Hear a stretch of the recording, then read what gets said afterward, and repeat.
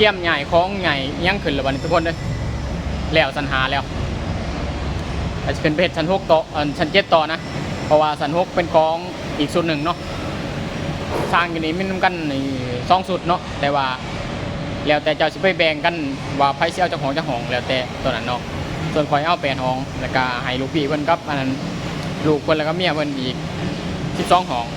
เพราะว่าชั้นหนึงมัน20ห้องทุกคนเลยงานอยู่นี่เนาะก็บ่มีหยังมากมายทุกคนเลยทีมงานเฮาสายจวดเนาะแต่ว่าน้ำทิ้งก็บ่เกิน2 มื้อจบแต่ก็มาต่อน้ำดีอีกวัน2 มื้อ3 มื้อจบอีกทุกคนเลยนี่แหละอดีตงานเต็มที่ก็คือว่ายาวเลยแบบ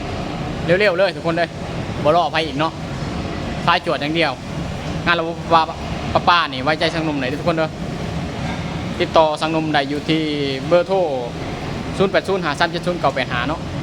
โทรมาติดต่อสังนมได้โดยตรงเลยทุกคนก็ขอฝากคลิปฝากรูปภาพที่ว่าสังนมลงไปกับกดไลค์กดแชร์เด้อทุกคนเด้อ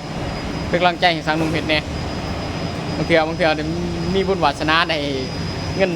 แน่การคือเขาเนี่ยอาจจะประมาณนี้ทุกคนเด้อ